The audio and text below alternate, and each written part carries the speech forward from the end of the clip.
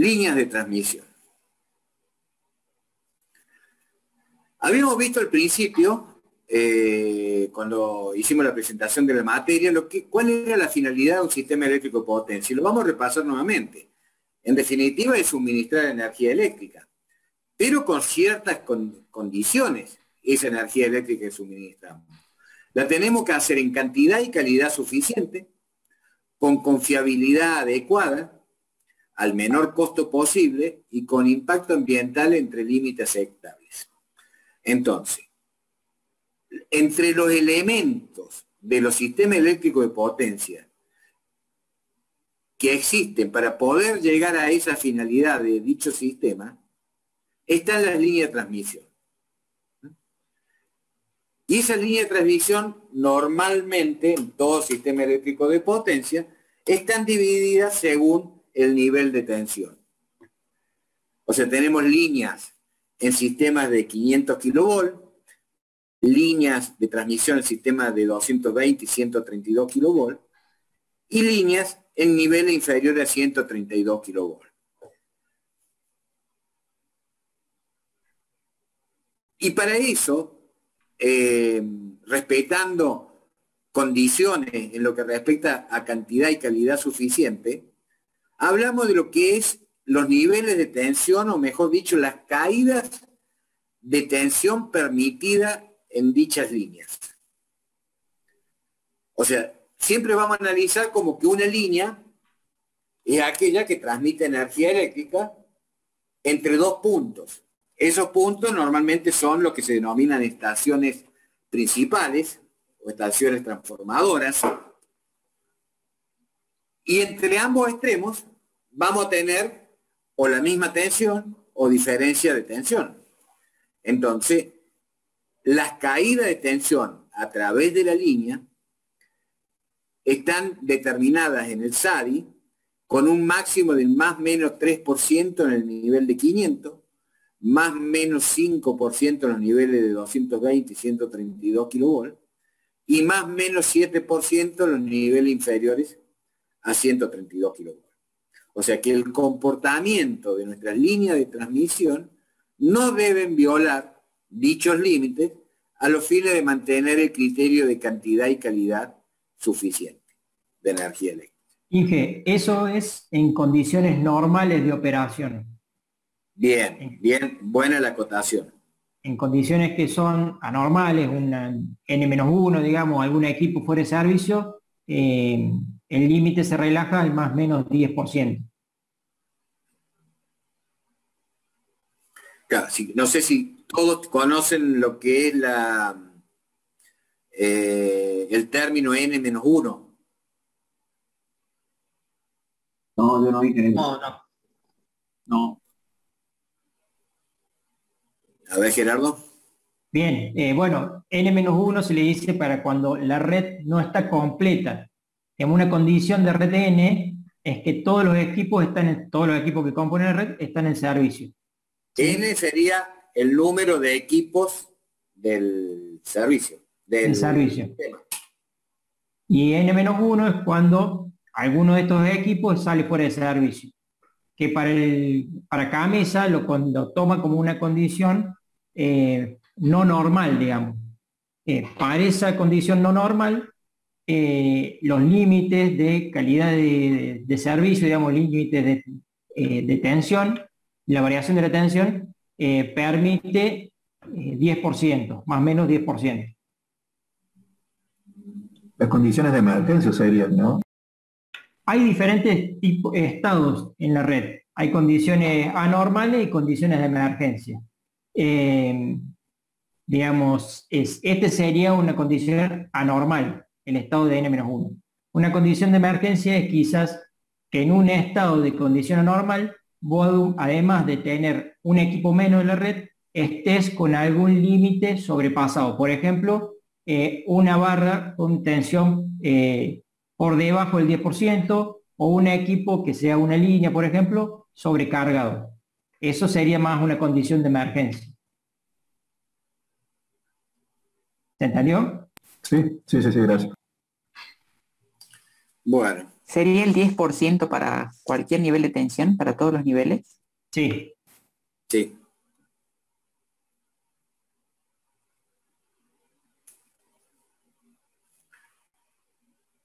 Bueno.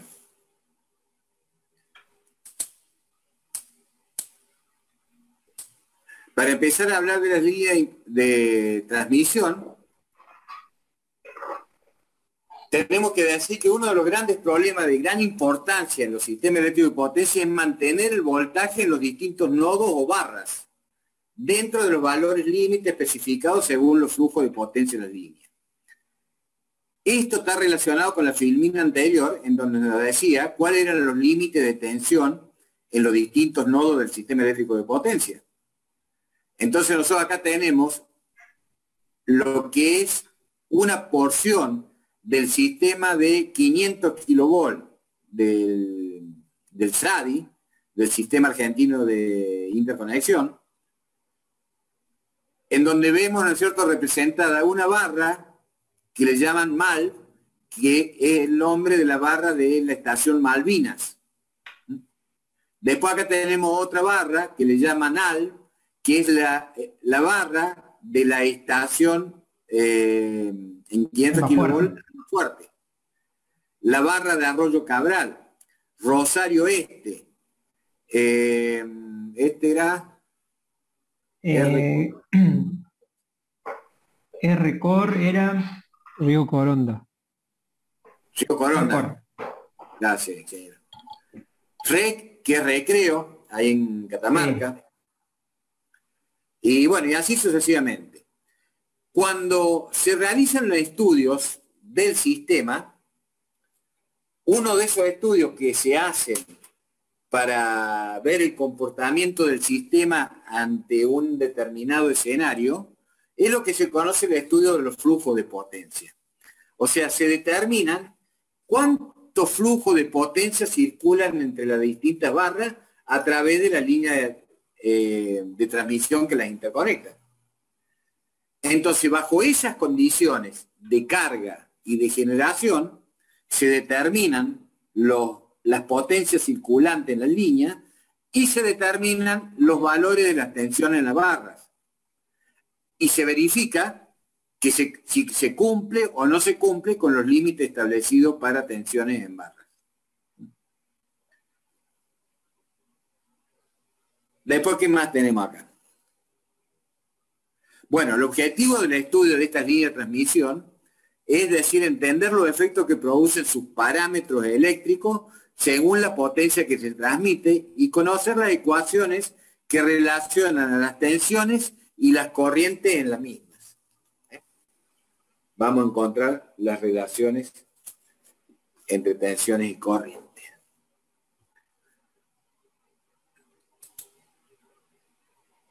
Bien. ¿Se acuerdan cuando al principio hablamos de lo que eran los parámetros en las líneas?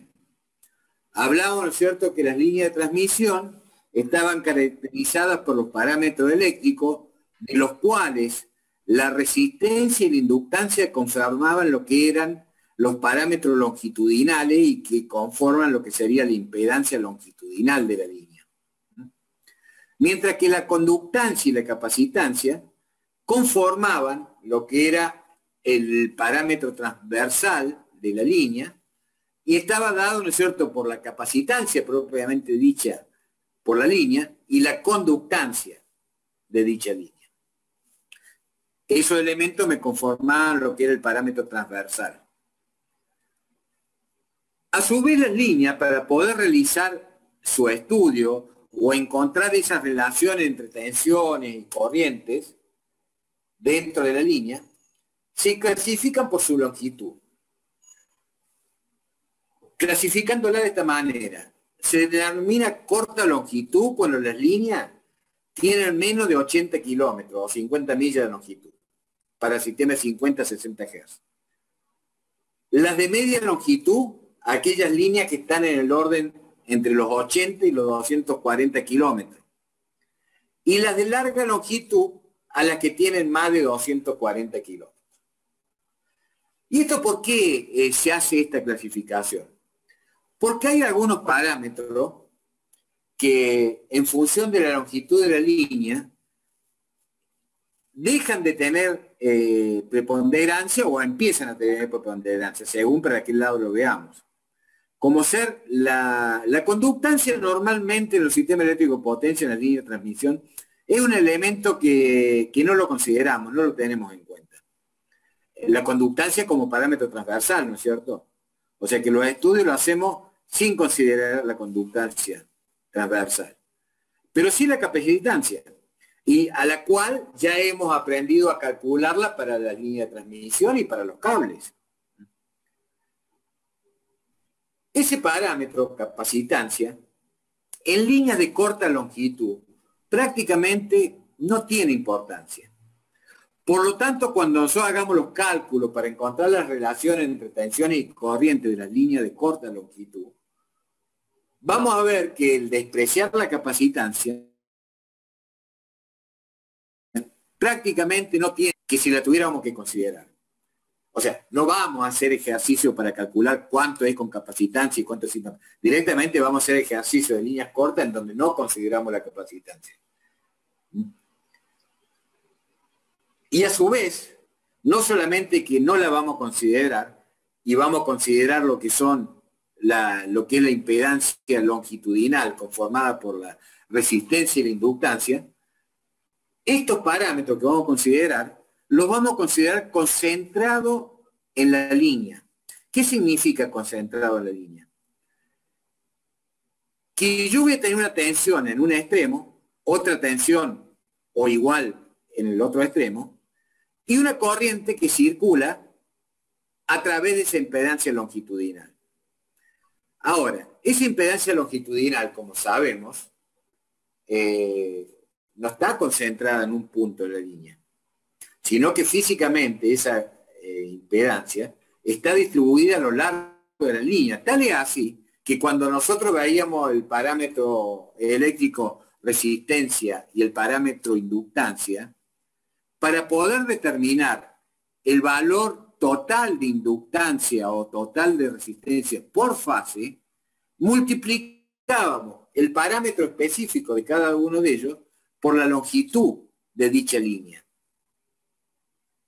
Entonces nosotros decimos, bueno, vamos a considerar el parámetro total de la línea, pero concentrado dentro de la línea, no vamos a poder ver qué pasa a mitad de la línea, a un cuarto de la línea, a 3/4 de la línea, sino que directamente vamos a tener la relación de tensiones y de corriente entre extremos de la línea.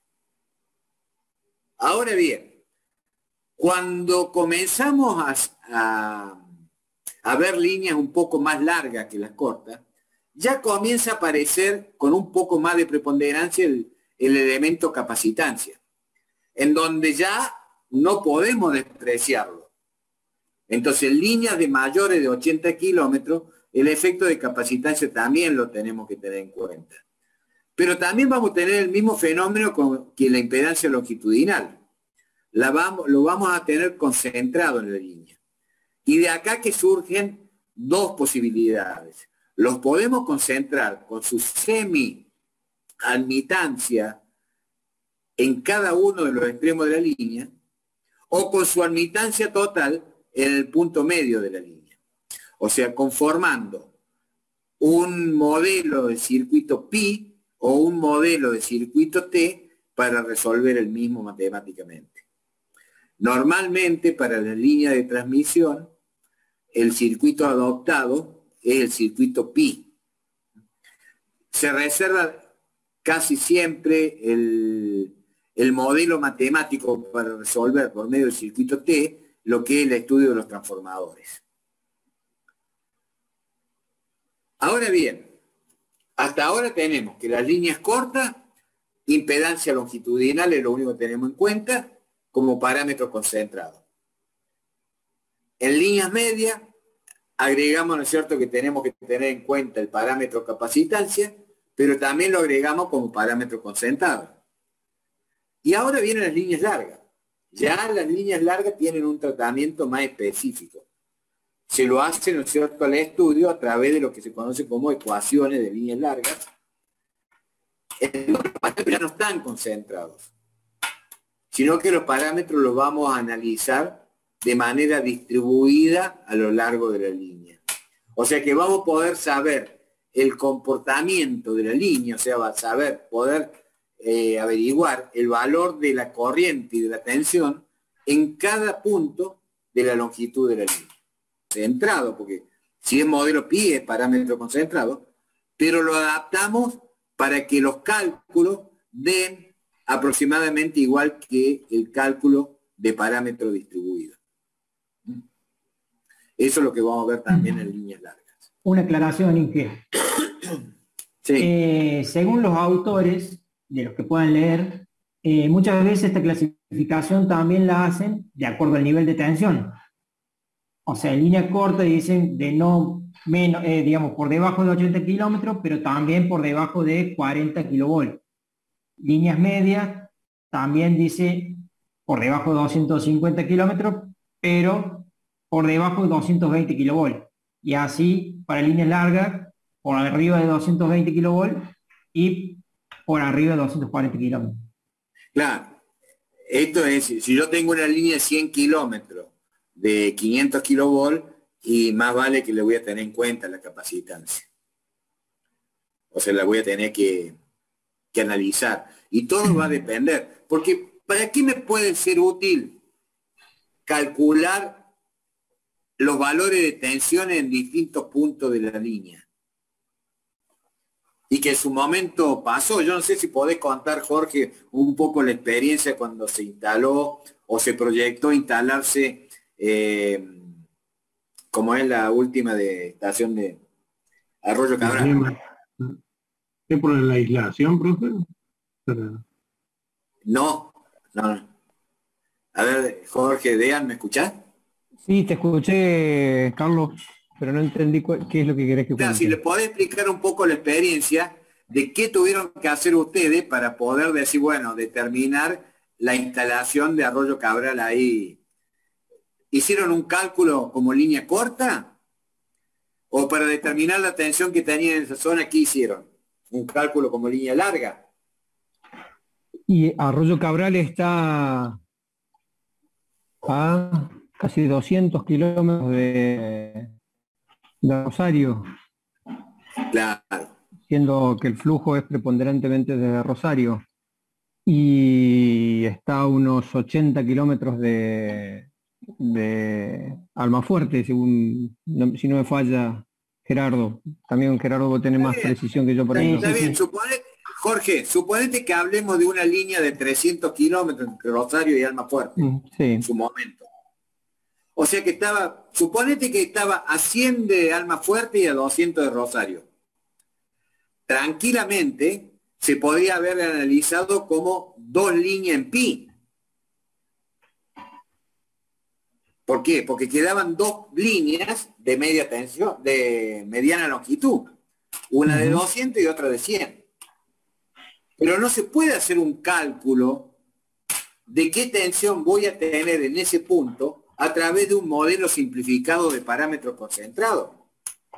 Yo lo tengo que hacer a través del modelo de parámetros distribuidos de líneas largas y poder determinar en ese punto qué tensión voy a tener en la barra para distintos estados de estudio del sistema,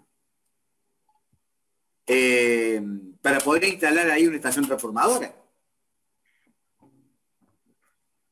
Entonces, el estudio depende mucho de lo que uno tiene como objetivo de resultado a obtener y para qué lo que es el estudio, si vamos a emplear el circuito de líneas largas o no, el método de líneas largas o no.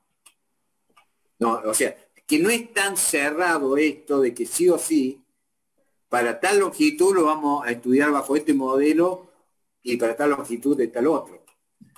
Pero sí es una guía esto, de cómo resolvemos la relación entre tensiones y corriente para distintas longitudes de líneas.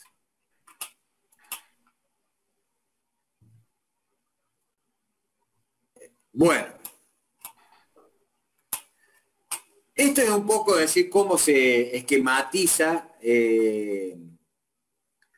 con diagramas unifilares y con diagramas de impedancia en los circuitos eléctricos que vamos a tratar. Nosotros ahí arriba estamos viendo lo que es un diagrama unifilar, en donde está conformado por un generador a la izquierda, la barra, que normalmente las barras se identifican con un número, un transformador de potencia, una barra de salida del transformador, que se identifica con el número 2, una línea de transmisión, una nueva barra, otro transformador, una barra, la 4, y lo que sería la demanda, que normalmente se indica con una flecha.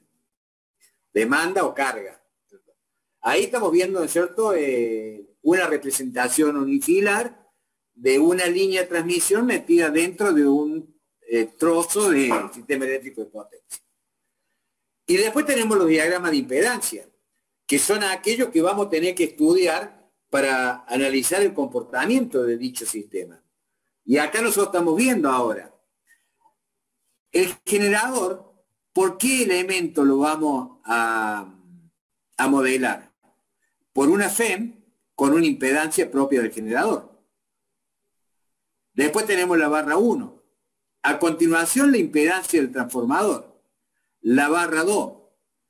Este conjunto, conformado por la impedancia LT y la semiadmitancia, por eso es admitancia sobre 2 de la línea, que está conectada en un extremo a tierra y en el otro extremo a tierra dicha semiadmitancia. Y esto viene a representar lo que es la impedancia longitudinal de nuestra línea de transmisión. Luego de la barra 3 tenemos lo que es la impedancia del transformador, la barra 4 y la impedancia de carga o de demanda, por eso la D. Entonces, esto es la representación a través del diagrama de impedancia que voy a necesitar conocer, inclusive trazar, a los fines de poder realizar los estudios de mi sistema eléctrico de potencia. Yo no sé por qué no me pasan las filminas. Ahí está. Bueno, este era un poco, si ya lo hemos visto en la clase inicial, está marcada en rojo todo lo que es el sistema de 500 kV en el sistema. Las líneas que van de Futaleufú, la central generación en Futaleufú a Puerto Madryn, como es la empresa esta Aluar. Esta línea era de 330 kV, creo, si no me equivoco. Era una doble terna. Sí. Tiene esa tensión. Claro. Y de lo demás todo es el sistema de 500 kV con grandes centros de generación en el Comahue, gran centro de carga en Buenos Aires, centro de generación grande en la zona de Yacyretá, centro de generación importante en la zona de embalse con el nuclear. Y bueno, eso es lo que marca hoy en día lo que es el sistema de 500 kV, en donde ya vemos, porque hasta hace un año atrás, este tramo, o sea, esta sucesión de líneas, porque cada uno de estos puntos indica una estación principal, ¿cierto? O sea, donde llega la línea y sale la línea. Esto era lo que se denomina la zona del Comahue, no estaba esta conexión. Tampoco estaba la conexión esta, lo que une el sistema NEA con el sistema NOA. Entonces el sistema se reducía, inclusive no estaba esta provisión de energía de Santa Cruz. El sistema se reducía prácticamente. ¿Cómo? El sistema patagónico ingresó al SADI en el 2006, si no me acuerdo mal. Sí. Mirá, antes trabajaba en isla. Ah, trabajaba en isla, no había interconexión, exacto. Claro, no había interconexión con el sistema nacional. Prácticamente, si ustedes tratan de hacer un poco de visión que esto no estaba y que esto no estaba, o mejor dicho, que esta línea sí estaba, pero llegaba hasta acá y esto es lo que no estaba. Entonces, a Mendoza la alimentación del sistema de 500 kilovolt venía en forma radial. Y al norte, allá en la zona de Salta, la alimentación del sistema de 500 kilovolt llegaba en forma radial. Y acá inclusive, no sé si no hay algunas que se hicieron después a posteriores, pero en un principio, esto también venía desde Yacyretá en forma radial hacia el centro de carga. La única interconexión que había era esta: Almafuerte, Rosario, Buenos Aires. ¿Qué les quiero decir con esto? Que el estudio que se hacía antiguamente de nuestro sistema de 500 kilovolt era a través del estudio de la electrotecnia clásica, de estudiar, de decir, una línea de transmisión, aplicando en un extremo una determinada tensión, en el otro extremo alimento una carga, y ver qué relación entre tensiones corriente había y qué tensión me llegaba de acuerdo a la carga que yo conectaba. Pero a medida que se fueron haciendo estos cierres, ¿qué se fueron conformando? Se fueron conformando mallas. Y ya el comportamiento de las mallas no se puede hacer a través nomás de un simple estudio de la electrotecnia del comportamiento de una línea radial. Ya hay que recurrir a algunos métodos de resolución de mallas, en donde inclusive para poder determinar los flujos de potencia que circulan por esas líneas según algún estado de carga, vamos a tener que recurrir a lo que son métodos iterativos de resolución de sistemas. Eso ya lo vamos a ver más adelante, pero eso era para mostrarle un poco, es decir, la complejidad que fue adquiriendo este sistema interconectado a nivel de 500 kilovolt a los fines de entender, bueno, qué estudios se deben realizar ahora. Esto un poco más ampliado. Estos representan todo lo que es líneas de transmisión entre estaciones, ¿no es cierto?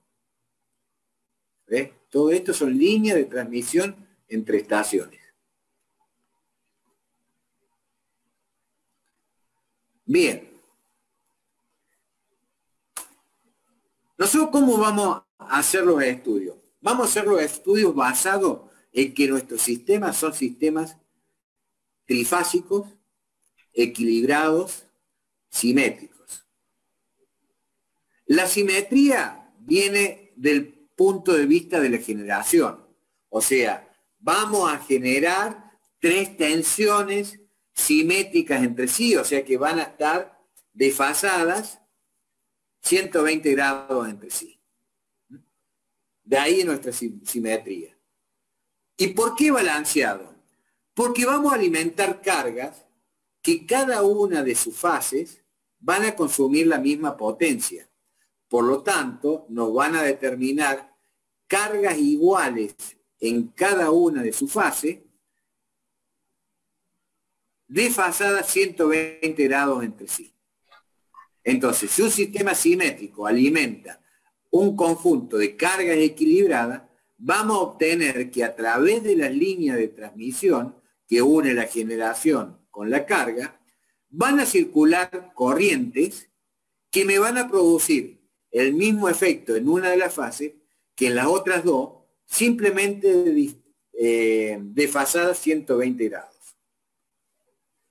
Y bajo esa condición de funcionamiento, vamos a ver que la conexión entre el neutro del generador y el neutro de la carga lo podemos reemplazar como un elemento que cortocircuita lo mismo, en donde no circulará corriente y su impedancia es nula.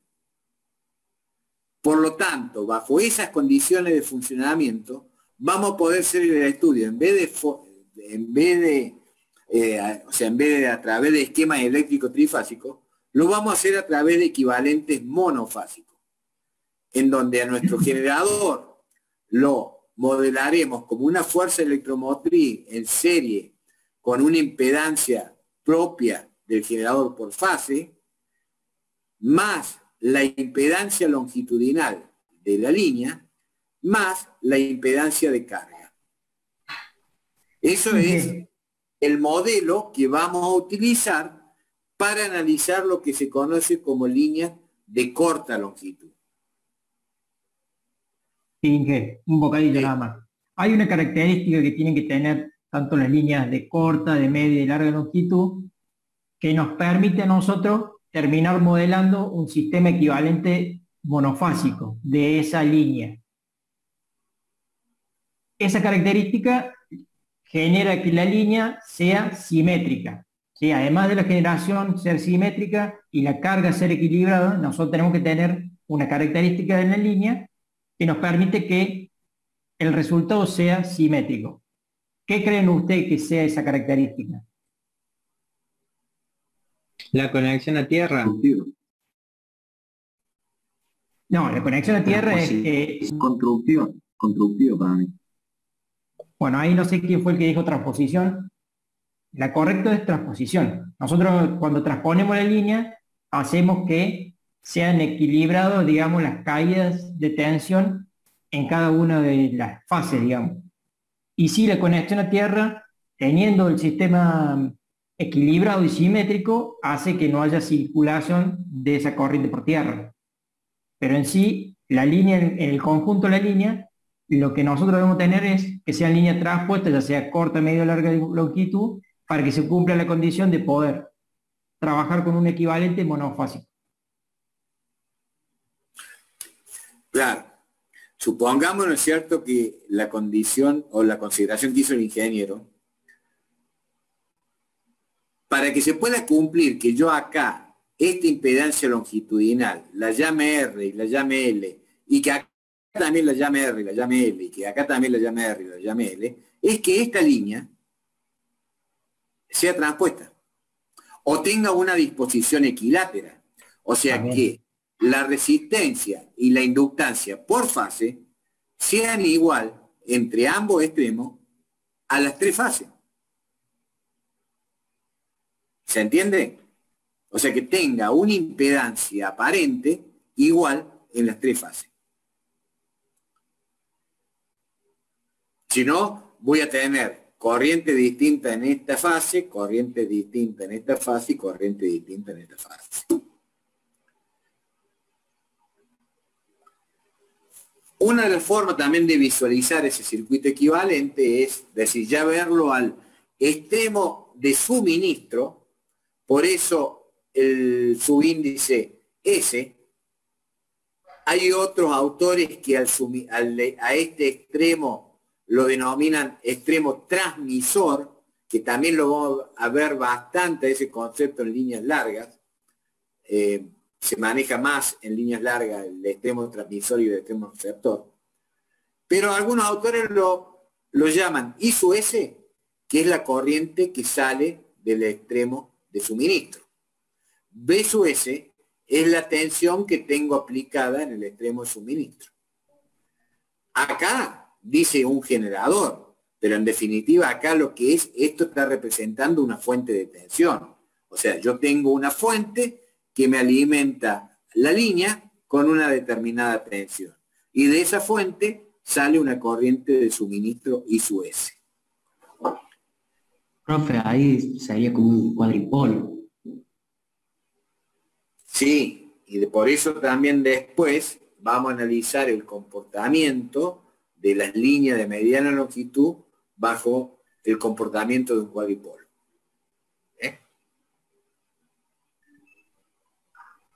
¿En qué estamos? Bueno, en el extremo opuesto de la línea tenemos lo que se denomina, ¿no es cierto?, la carga a la que tenemos que alimentar, y la tenemos que alimentar a una tensión determinada. Esa tensión determinada es lo que denominamos B sub R, o sea, tensión de receptor o tensión en el extremo receptor. Esa tensión aplicada a la carga me va a dar origen a la circulación de una corriente que es igual a I sub R. La denominamos I sub R. Las condiciones que se cumplen en este circuito, que para yo poder alimentar una carga a través de una línea de transmisión, es que la corriente que atraviesa la línea me va a atravesar lo que es la impedancia longitudinal de la línea. Z igual a R más JXL. en donde R es igual a R0, sería la resistencia específica o resistencia por unidad de longitud multiplicado por L, siendo L la longitud de la línea, y XL igual a XL0, o sea, la reactancia inductiva por unidad de longitud multiplicada por la longitud de la línea, y la impedancia Z es la que recién mencioné. Impedancia longitudinal serie de la línea. Con estas consideraciones, ¿qué pasa en este circuito? La corriente que circula por la carga es exactamente igual que la corriente que circula por el extremo de suministro. No hay otra derivación en otro punto. Y la tensión B sub S que aplicamos en el extremo de suministro va a ser igual a la tensión en el extremo receptor más la caída que yo tenga en la impedancia longitudinal. O sea, IR por Z. Podríamos haber puesto IS por Z, porque IS es igual a I sub R.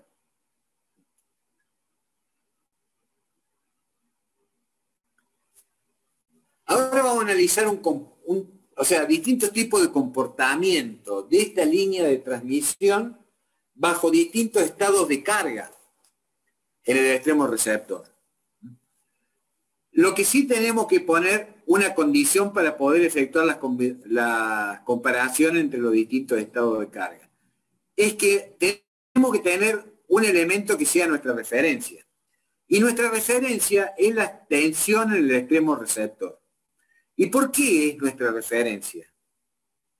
Porque es la tensión que le tenemos que aplicar a una carga. Cuando nosotros estamos, ¿no es cierto?, en los estudios de los sistemas eléctricos de potencia, ya sea para su diseño o para su operación, si queremos alimentar una carga, esa carga tiene que ser alimentada con su tensión nominal. Entonces, nuestra tensión en el extremo receptor tiene que ser nuestra tensión de referencia y acomodaremos todas las otras variables en función de lograr en el extremo de receptor esa tensión de referencia. Por eso la tensión B sub R, fíjese en los tres casos, que ya vamos a analizar cuál es cada uno de ellos, tiene el mismo módulo y la misma fase. O sea, siempre está horizontal y con la misma longitud, dicho módulo. Esa es B sub R. Los casos que vamos a analizar son los casos en que nuestra carga tiene un 70% en atraso, o sea, un factor de potencia 0,7, un factor de potencia igual que la unidad, y un factor de potencia en adelanto, o sea, capacitivo, de 0,7 también. Si nosotros analizamos el comportamiento para un factor de potencia inductivo del 0,7 o 70% en atraso, ¿no? ¿Qué quiere decir? Que atrasada con respecto a la tensión en el extremo receptor, vamos a tener la corriente que es originada por la carga que hemos conectado. O sea, nosotros a la carga la conectamos a una determinada tensión, va a dar origen a esa carga que circula una corriente. Esa corriente I sub R, en atraso con respecto a la tensión. Ahora, esa corriente, cuando atraviesa la impedancia longitudinal de la línea, me va a producir una caída en la parte resistiva de esa impedancia y en la parte inductiva de esa impedancia. Entonces, la caída en la parte resistiva, como la resistencia en los sistemas de alta tensión suelen ser de un valor muy inferior a la reactancia inductiva, normalmente los módulos de esas caídas de tensiones resistivas son también proporcionalmente menores. Entonces, esa caída de tensión I sub R multiplicada por la resistencia longitudinal de la línea me va a dar un fasor que va a estar en fase con la corriente y con un pequeño módulo comparado con el módulo de la caída de tensión en la reactancia inductiva. Esta reactancia inductiva está orientado, es decir, en qué dirección está a 90 grados de quién? de la corriente I sub R, porque es una caída inductiva, por lo tanto adelanta respecto a la corriente. I sub R XL está adelantada 90 grados a I sub R. La sumatoria del fasor B sub R, el fasor I sub R por R y R por XL, me da lo que es la tensión en el extremo transmisor B sub S, que como vemos tiene un desplazamiento angular respecto a B sub R y tiene una longitud modular mayor que B sub R. Cuando hacemos el mismo análisis, pero para una carga inductiva de igual valor, por supuesto que, o sea, que me genere el mismo módulo de corriente, pero ahora con un factor de potencia igual a la unidad. Vemos comparativamente ambos esquemas que la B sub S en este extremo me hizo desfasar un poco más la diferencia entre fase de tensión en el extremo receptor y en el extremo suministro, y me ha hecho disminuir comparativamente al primer caso el módulo de B sub S. Mientras que cuando vamos al caso de una carga capacitiva, la corriente adelanta respecto a la tensión en el extremo receptor. En fase con la corriente tenemos la caída resistiva, a 90 grados en adelanto la caída inductiva, y ahora B sub S, vemos que tiene un módulo inferior a este B sub S y a este B sub S. Quiere decir que para poder alimentar a la misma carga, pero con un factor de potencia capacitivo, y tener la misma tensión en el extremo receptor, tengo que aplicar en el extremo suministro una tensión menor que para los otros dos casos. O sea que, como vemos, el comportamiento de las líneas cortas es función del factor de potencia de la carga que alimentamos.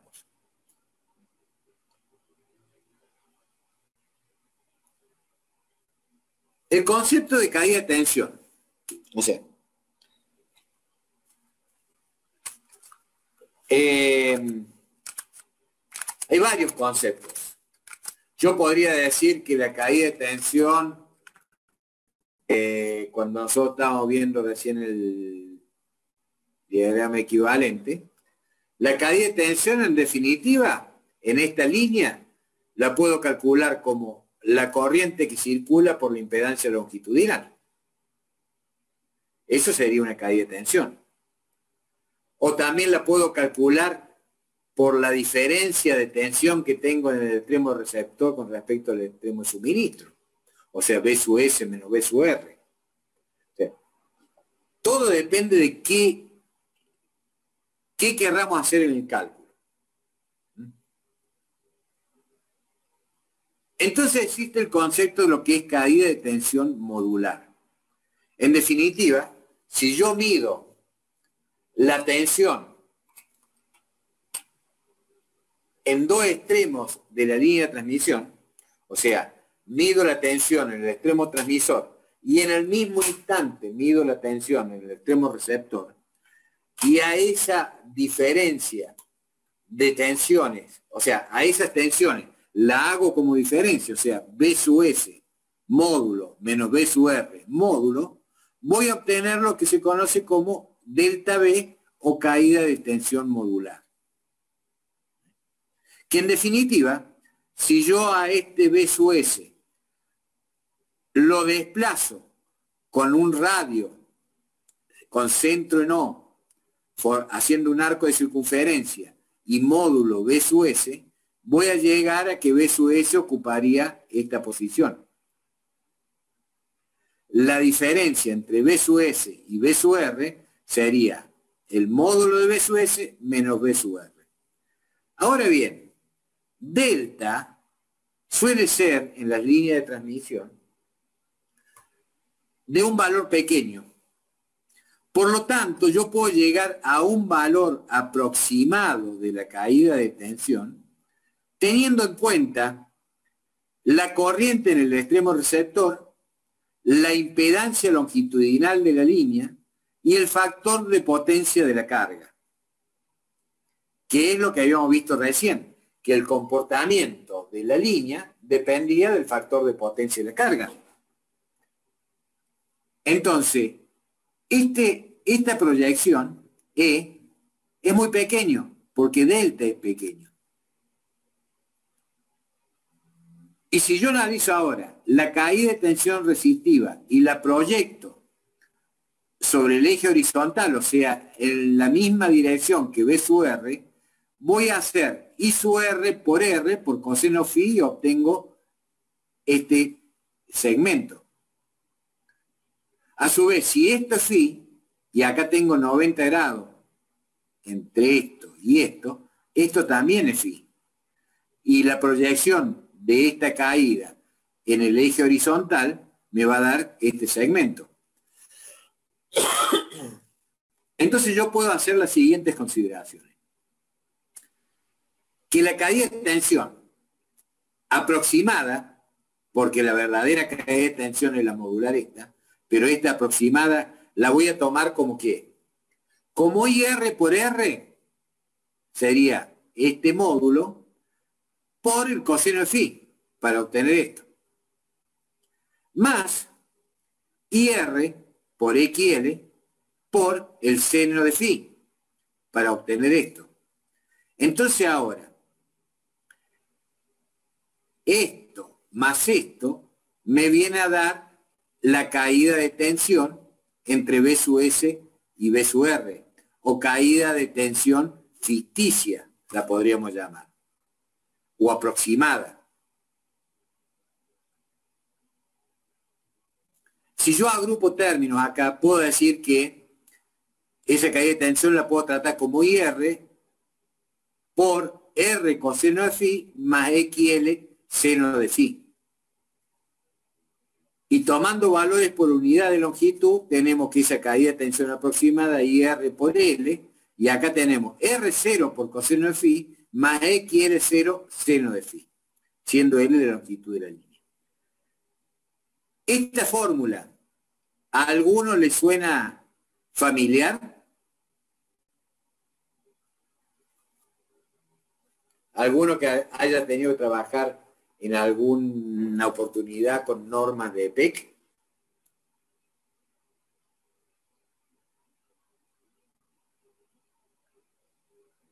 Es muy, no en mi caso, pero es muy parecida a la caída de tensión de un cable, digamos, de la fórmula de caída de tensión de un cable de cualquier catálogo. Sí, es que es eso.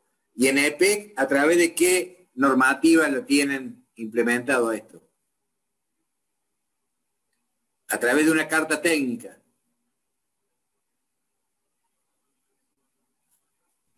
La Hace mucho que no lo uso hoy. Hace mucho que no lo uso, Inge. ¿Cómo? Hace mucho que no lo uso. Seguramente se acuerda más usted que... Es la CT41. ¿Le suena a alguno?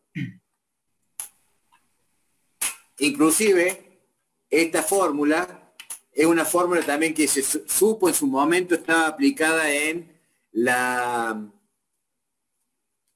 ¿Cómo era la norma técnica para preensamblado? La 1005. La ET 1005. Sí, puede ser. También se aplicaba esta fórmula para determinar la caída de tensión según el conductor que utilizábamos. Por eso el conductor está caracterizado por R0 y XL0, por el factor de potencia que alimentábamos, por eso está el phi, representado con el coseno phi y el seno de phi, por la longitud de la línea que tuviéramos que calcularlo, y por la potencia que teníamos que alimentar a través de su valor de corriente. Esta fórmula me permitía determinar a una determinada potencia, con una determinada tensión para aplicar, qué corriente circulaba, qué longitud podía llegar a tener la línea, bajo ciertas condiciones de factor de potencia. En línea monofásica, en por ciento, la caída de tensión es 2 veces delta B, porque claro, acá hay una caída de tensión en la impedancia que recorro para llegar hasta la carga y otra caída de tensión en la impedancia que recorro para volver a la fuente. Porque acá sí tengo una corriente de ida y una corriente de vuelta. Mientras que en los sistemas trifásicos no tengo una corriente de ida y una corriente de vuelta. La corriente de fase que circula hacia la carga viene, ¿no es cierto?, en conjunto con las otras dos corrientes de las otras dos fases, no circulando por el neutro cuando estamos hablando de corriente equilibrada. Por eso en las líneas trifásicas, el delta B porcentual es el delta B que tengo por fase, o sea, este mismo delta B, pero en referencia a la tensión de línea, o sea, la tensión entre fases. Por lo tanto, mi delta B, que había sido calculado como una corriente monofásica, la tengo que multiplicar por raíz de 3.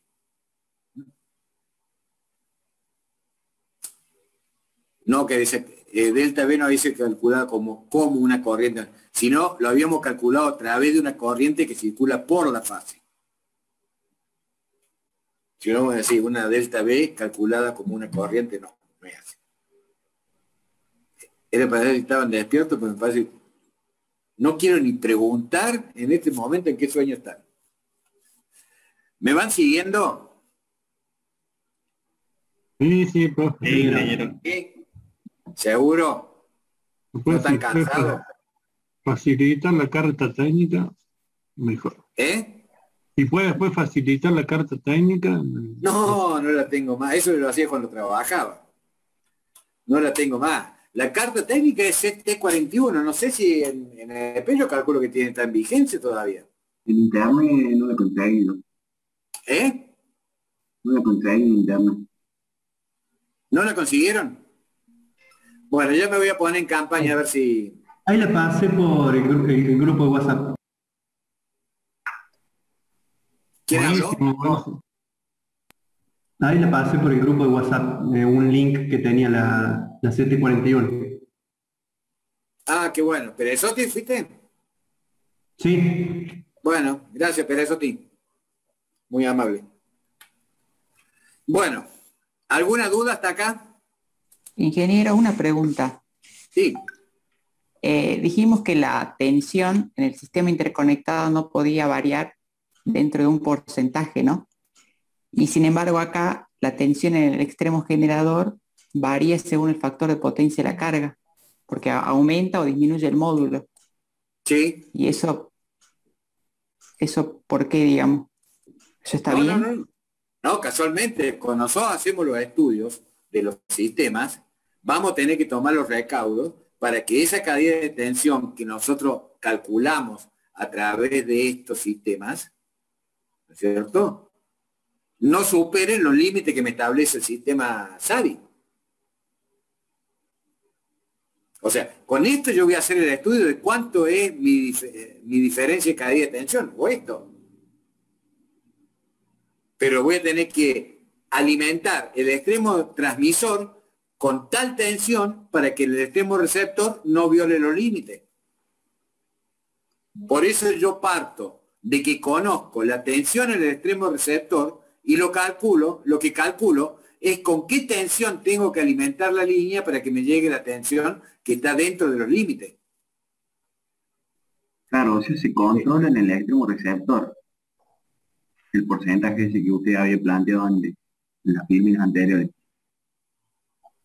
¿El qué? A ver, no te escuché. El porcentaje que usted planteó, el más menos 3, más menos 7, más menos, no me acuerdo bien ahora, sí. Lo controlamos en el extremo receptor. Exactamente, en el extremo receptor. Esto es lo que me dice. Que mi caída de tensión en el extremo receptor no tiene que superar un límite. Cuando yo agarre y haga esta cuenta, 2 por delta B lo saco a través de esto, lo multiplico por 100 y lo divido por B sub R, el porcentaje que me tiene que dar de esa caída de tensión tiene que ser menor al límite establecido. 3%, 5%, 7%. ¿Le puedo hacer una acotación? Sí, Jorge, adelante. Lo que sucede es que están imaginando un sistema radial, me parece, los chicos. En el SADI, ninguna barra debe superar esos límites que están establecidos, porque en el SADI en realidad es todo un sistema mallado y ya no tenés un sistema transmisor y un sistema receptor.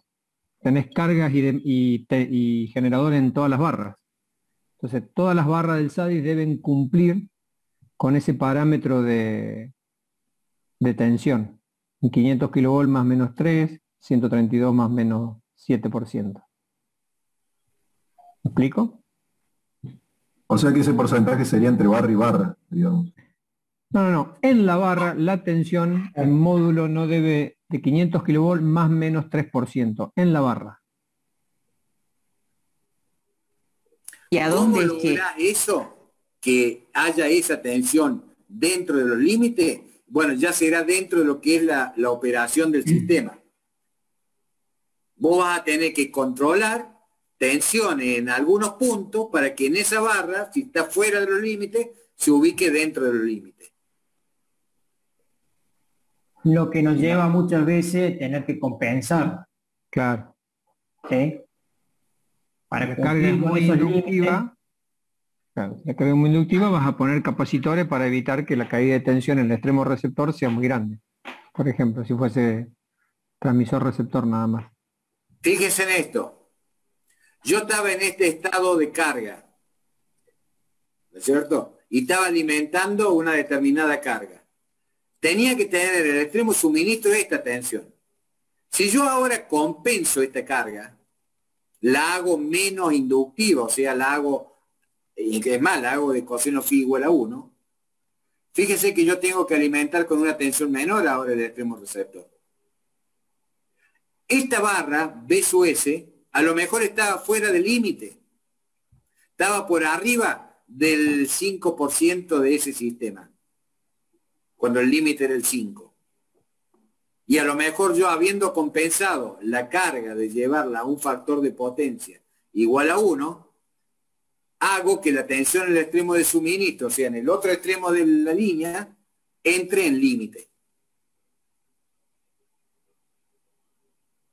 ¿Lo ven a eso? Perfecto, gracias. Bien. Una duda. Sí. Con algo que dijo el ingeniero Dean, me quedé pensando. Si tenemos un sistema que está anillado, tenemos una barra que se alimenta de 2 estaciones, la caída de tensión en esa barra receptora va a ser el promedio de la caída de una línea que viene de un lado y la que viene del otro. Ahí va a empezar a ver las ecuaciones, claro, nodos, mallas, ya por eso. La resolución de un sistema eléctrico es más complejo que una sola línea como lo está explicando el ingeniero ahora. Por ahora estamos viendo la línea nomás. Claro.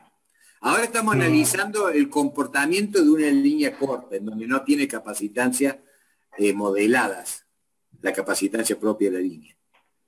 Tiene este comportamiento.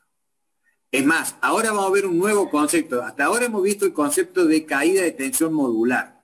Vamos a ver lo que es ahora el concepto de regulación de tensión. Y que cambia un poquito el concepto. La regulación de tensión o regulación de voltaje de una línea de transmisión es la elevación del voltaje en el extremo receptor expresada en % del voltaje a plena carga cuando se quita la carga mientras se mantiene constante el voltaje en el extremo generador o de suministro o transmisor. Entonces, el porcentaje de la regulación, o sea, la regulación es la diferencia modular entre ¿quién? La tensión en el extremo receptor, B sub R. ¿El 0 a qué corresponde? En vacío. Menos la tensión en el extremo receptor, B sub R, PC corresponde a plena carga. Sobre la tensión en el extremo receptor a plena carga. Esto me dice que yo estoy alimentando una carga determinada con esta tensión. O sea, estando a plena carga, estoy alimentando y tengo esta tensión alimentando la carga, que es la misma que esta. Pero en un determinado momento, la carga la desconecto. ¿Qué creen que va a pasar con la tensión ahí en el extremo receptor? Va a ser igual a la alimentación, digamos, porque no hay circulación de corriente, no hay caída de tensión. Exactamente. Va a aparecer de pronto que la tensión en el extremo receptor vale igual que la tensión en el extremo del suministro. Y que en una condición de funcionamiento normal, en donde la carga que yo alimento es de característica inductiva, o puede llegar a ser de factor de potencia unitario, ¿qué creen ustedes que va a pasar con la tensión en el extremo receptor cuando saco la carga? ¿Va a aumentar o va a disminuir?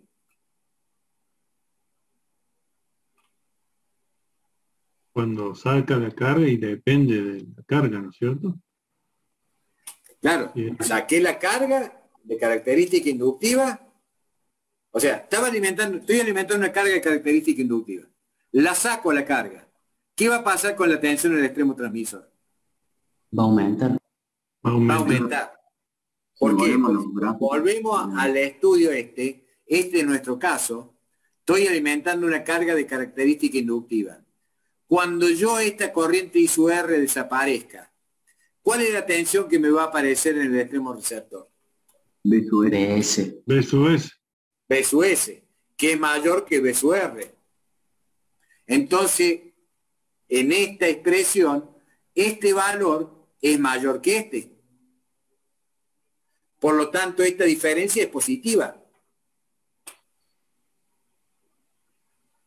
¿Están de acuerdo? Sí, está perfecto. Entonces voy a tener valores de regulación positivos. A ver si lo dice acá o lo vemos después ya en el cuadro. Después que se quita la carga en la línea de transmisión corta, el voltaje es igual al extremo generado. No así en líneas medias y largas. Bueno, y acá hay una consideración. En líneas cortas, la caída de tensión es igual a la regulación. Fíjense en cuál era el concepto de regulación. Mientras que el concepto de caída de tensión es la diferencia modular entre tensiones. Mientras que acá es la diferencia modular entre tensiones, pero una tensión a plena carga y una tensión que aparece en la misma barra cuando está sin carga. Si yo analizo esta fórmula, la comparo con la anterior, con esta otra, ¿qué estoy teniendo acá? O a ver.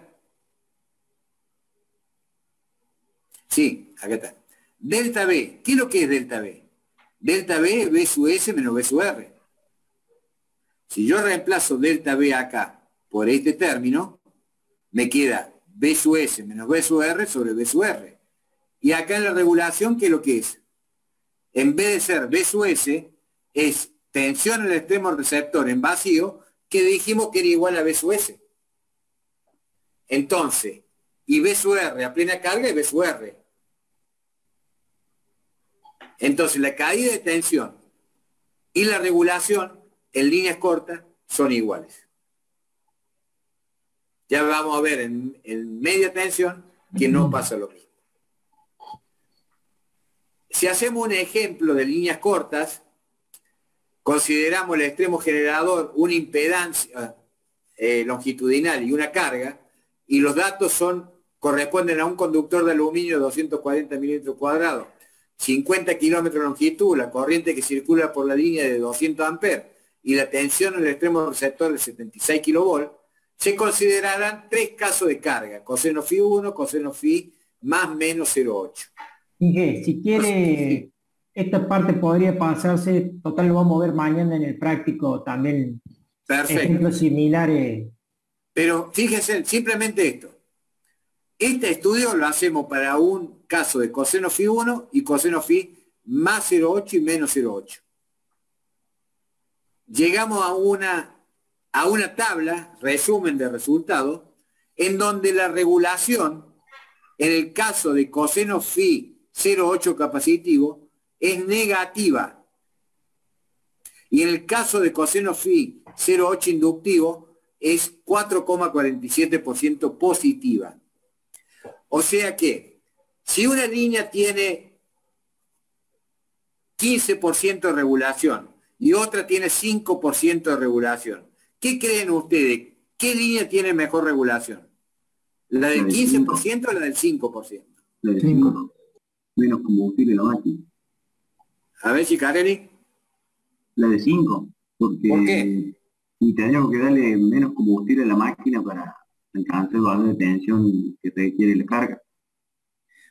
Por empezar, con el combustible sí. no lo No, excitación sería. Bueno, sí. No importa, pero vamos a estar porque todavía no lo vimos, pero está bien lo que decís vos, pero hay que verlo más vale de otro lado.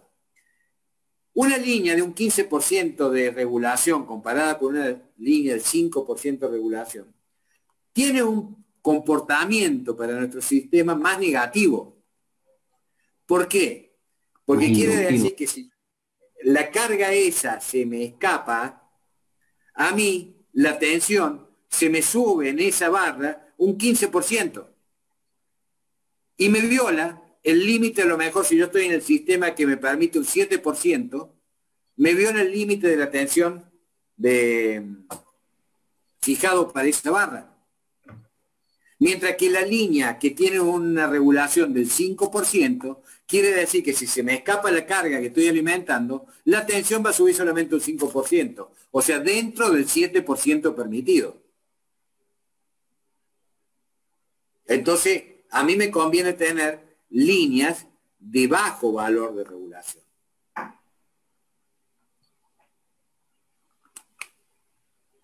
Y las de líneas... todas formas, ingeniero, creo que, digamos, uno no construye la línea buscando la mejor regulación, sino que este es un dato que a nosotros nos sirve para saber si a una línea la tenemos que compensar.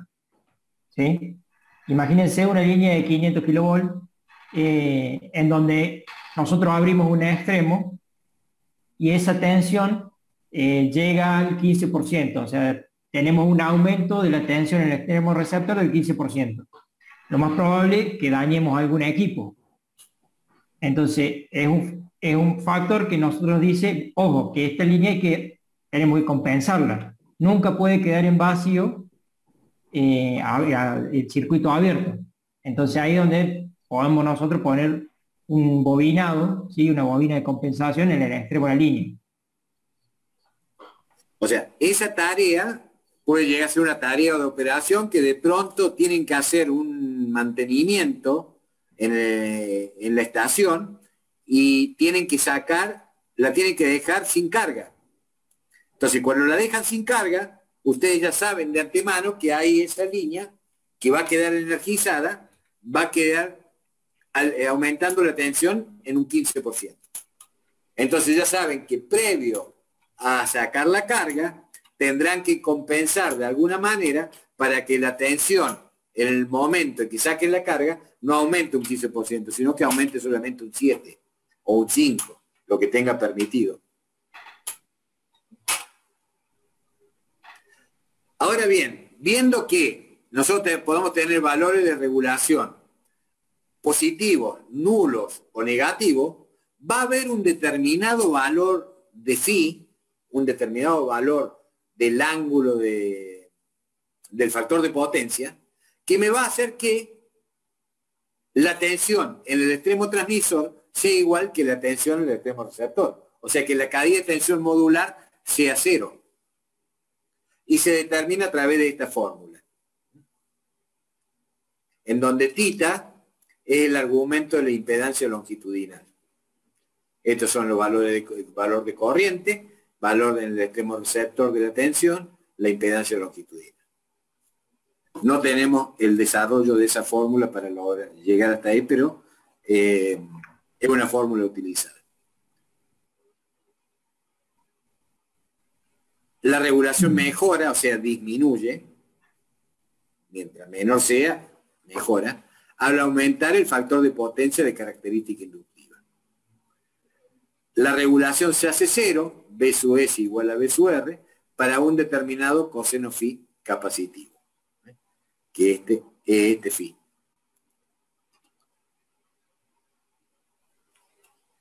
¿Cómo estamos con la Estamos en hora, Inge.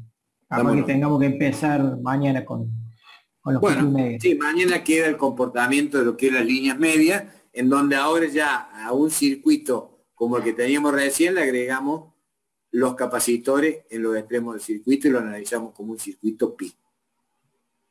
Así que, ¿alguna duda? ¿Alguna consulta? Vamos bien, profe.